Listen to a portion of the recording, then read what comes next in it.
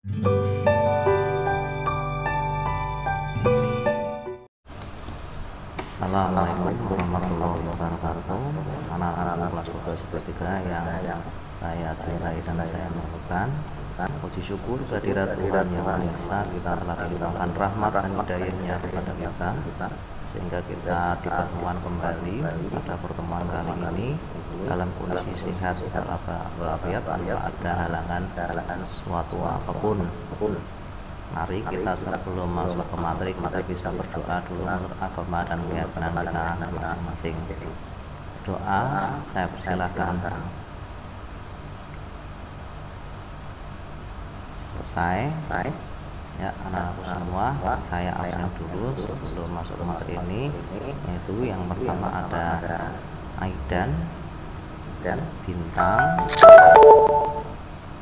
Rafindra. Ya, masuk semua. Oke. Kita langsung aja masuk ke materi kita. Pertemuan kali ini kita mempelajari mengenai otomatisasi perkantoran kita via Excel. Nah, ini nanti otomatisasi perkantoran ini akan kalian pergunakan ketika kalian sudah masuk di bangku kuliah ataupun kerja. Nanti pada saat kerja akan lebih kompleks. Kita untuk pertemuan kali ini belajar yang sederhana dulu, ya.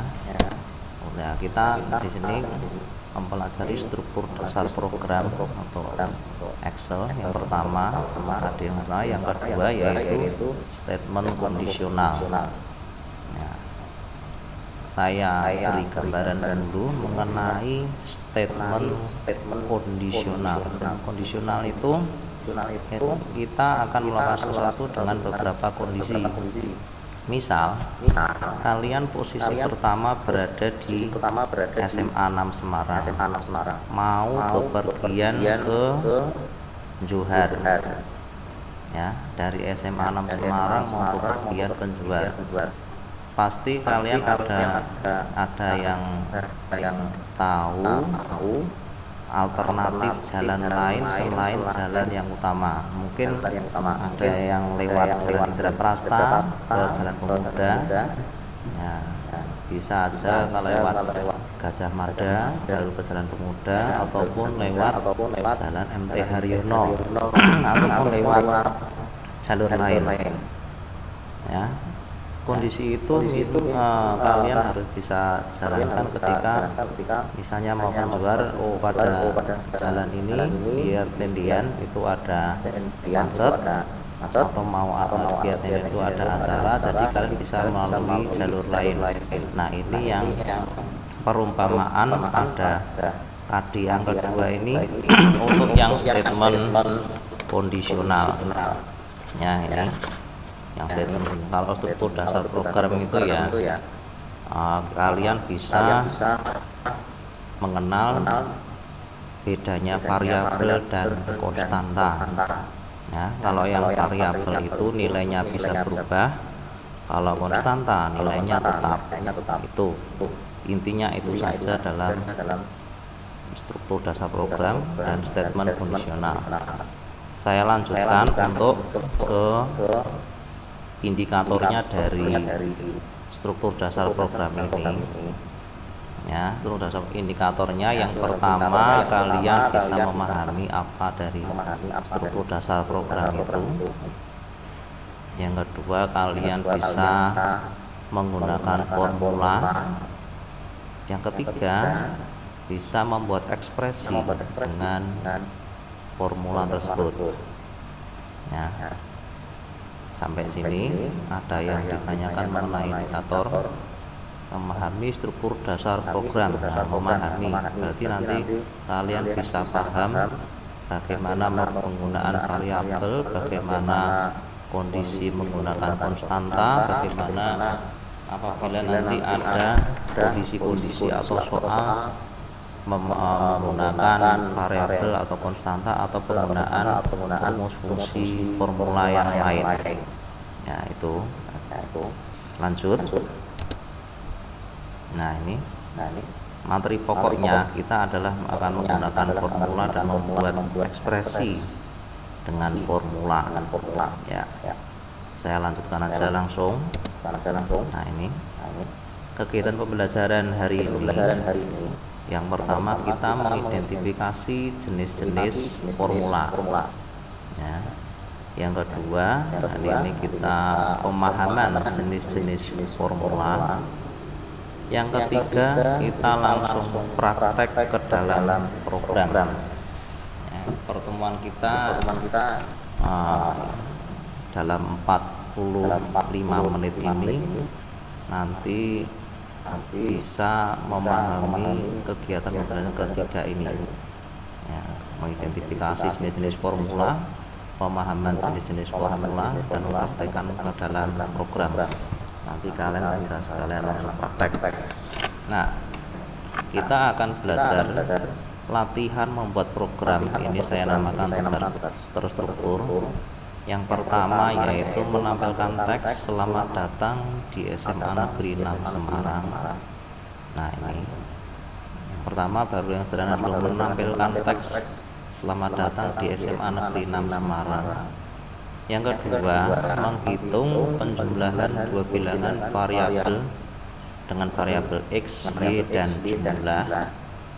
Yang ketiga, menghitung luas persegi panjang dengan menggunakan konstanta. Luas, ya, menghitung luas persegi panjang dengan konstanta. Konstanta tadi yang saya bicarakan sebelumnya yaitu bilangan yang nilainya tetap. Ini ya, konstanta ini bilangan yang nilainya tetap. Jika bila variabel ini nilainya bisa berubah-ubah, berarti X, Y, dan jumlah nanti bisa berubah. Kalau ini konstanta nilainya tetap, saya praktekkan langsung dengan menggunakan Excel. Yang pertama yaitu menampilkan teks selamat datang di SMA Negeri 6 Semarang. Nah, ini saya buka selesai dulu.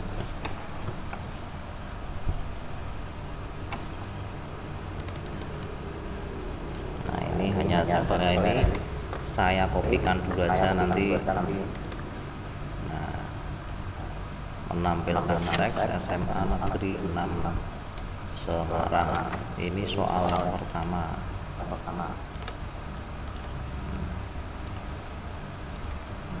Nah, berarti nanti di layar hanya muncul selamat datang di SMA Negeri 6 Semarang. Ini saya contohkan misalnya ini soal. Terus yang di sel berikutnya ini adalah layar tampil. Biar tahu bedanya. Layar tampil.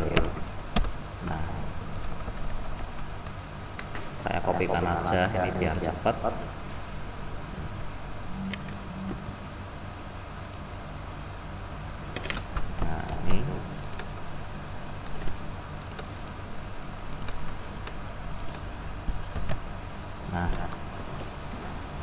Ini nanti di soal ini kan ada seperti ini. Bagaimana cara memunculkan di sini layar tampilnya ini di sel yang lain?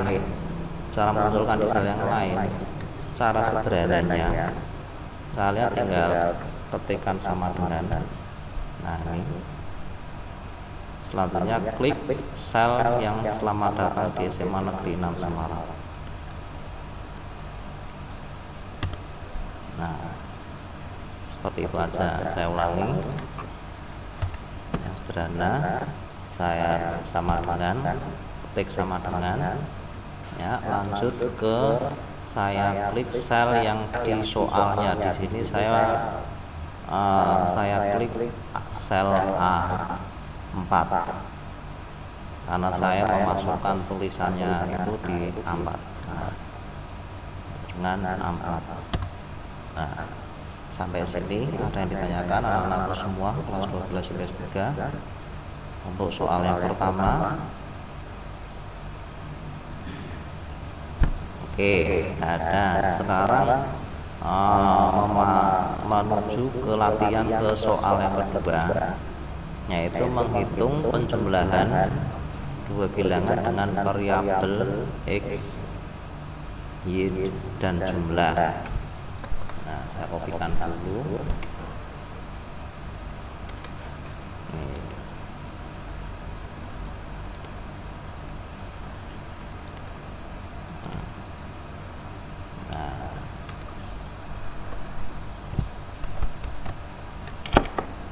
Menghitung penjumlahan, ini tadi yang soal nomor 1, ini yang kedua. Menghitung penjumlahan berbilangan dengan variabel x, y, dan z. X saya anggap bilangan pertama, y bilangan kedua, dan jumlah ini adalah nanti hasilnya. Saya tuliskan di sini bilangan pertama. Nah, saya anggap ini x ya. Yang kedua ini bilangan kedua, y.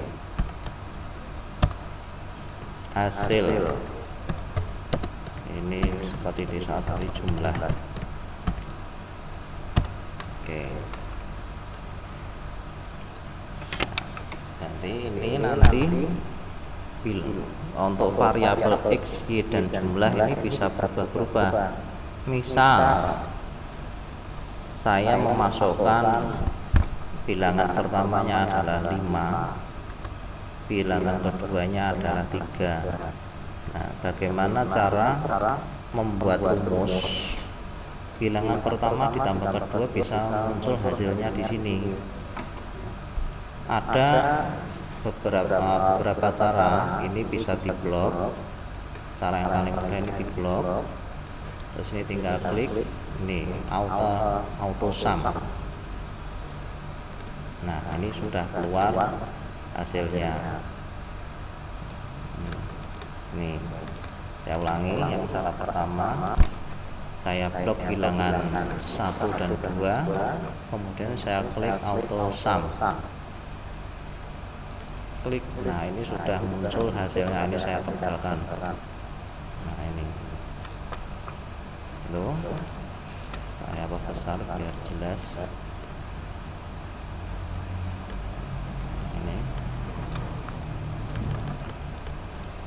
Ini ya. Nah, kalau kalian pengen cara yang kedua, ini yang cara yang kedua ini ya, sama seperti tadi untuk memunculkan teks selamat datang Semarang, yaitu sama dengan sum kurung buka bilangan pertama dan bilangan kedua di blok, kemudian pakai kurung tutup. Ini sama dengan sum kurung buka, ditarik dari bilangan pertama ke bilangan kedua, enter ya. Ini yang menggunakan, ini yang cara menggunakan rumus, yang ini menggunakan auto sum. Sama, tidak ada bedanya. Ini misalnya saya beri angka beda.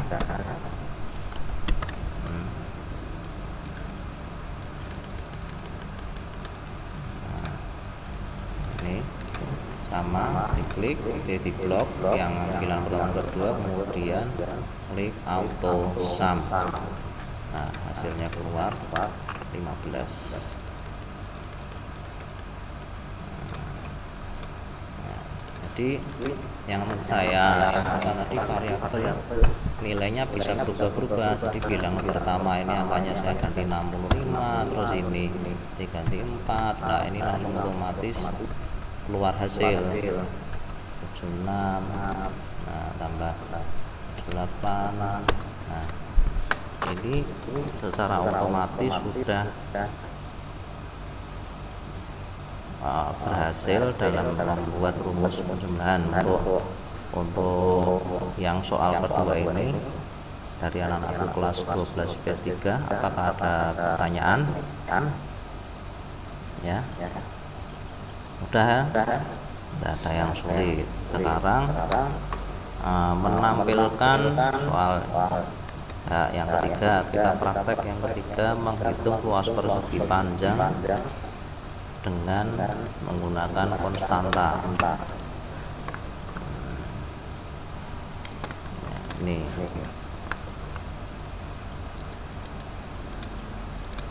dengan menggunakan konstanta. Ya. Biar cetok.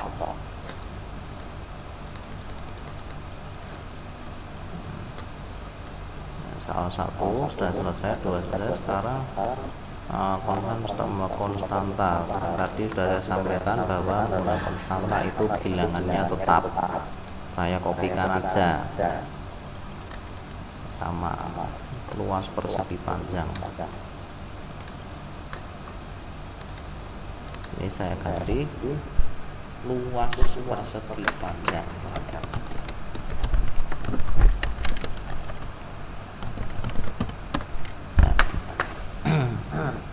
Luas persegi panjang ini rumusnya kan, kalau kalian ada yang tahu apa rumusnya luas persegi panjang, gimana Bintang?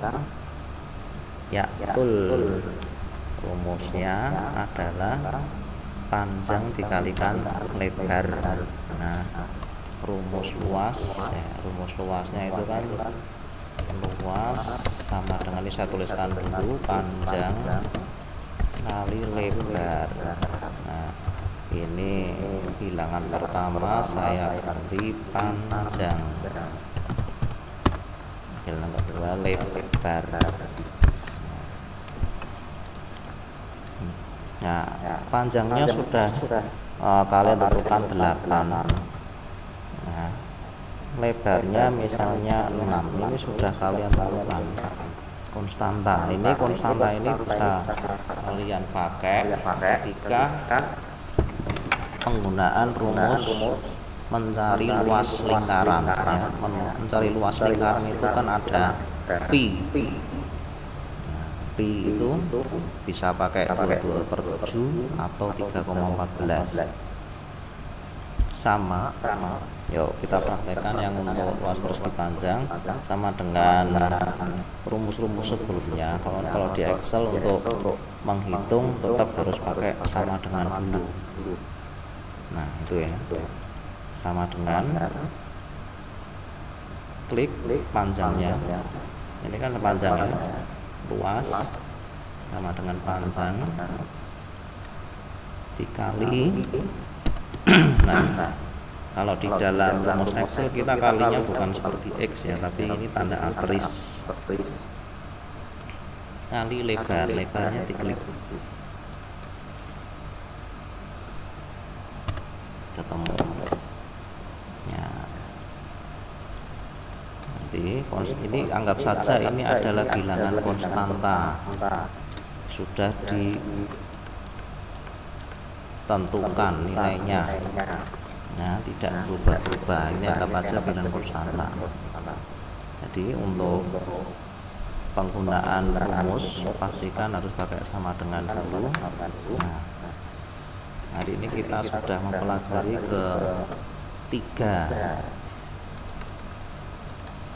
tiga model penggunaan rumus. Yang pertama menampilkan teks, yang kedua menghitung jumlah dua bilangan dengan variabel x, y, dan jumlah. Ini sudah kalian praktekkan. Yang ketiga menghitung luas persegi panjang dengan menggunakan konstanta. Nah, ini kalian bisa membedakan dari ketiga soal ini. Harapan saya kalian bisa membedakan penggunaan dari masing-masing rumus tersebut. Ini baru dasar. Ini ya. Ini untuk dasar program. Nah, untuk latihan kalian di rumah selanjutnya, nah ini latihan di rumah. Bentar, saya biar jelas. Nah, untuk latihan di rumah kalian bisa mengerjakan ini dengan rumus seperti latihan sebelumnya, yaitu tugas mandiri kalian di rumah. Yang pertama, menampilkan teks sama selamat datang di SMA Negeri 6 Semarang. Nah, Jalan Tonggolawe nomor 4 Semarang. Ini. Yang kedua, menghitung luas permukaan dan volume bola. Menghitung luas permukaan dan volume bola. Ya, pi sebagai bilangan tetap bernilai 3,14. Ini bilangan tetap, berarti nanti kalian menggunakan konstanta. Yang ketiga, tugas mandiri ketiga, yaitu mengkonversi suhu dalam satuan Celcius. Mengkonversi suhu dalam satuan Celcius ke satuan Fahrenheit, Reaumur, dan Kelvin. Silahkan kerjakan di rumah kalian masing-masing, atau mungkin kalau tidak bisa, kalian bisa belajar kelompok untuk mengerjakan 3 soal berikut. Ya, nanti tugas dari kalian ini kita praktekkan di pertemuan berikutnya. Sebelum saya akhiri untuk pertemuan kali ini, apakah ada yang ditanyakan untuk pembelajaran struktur dasar program ini?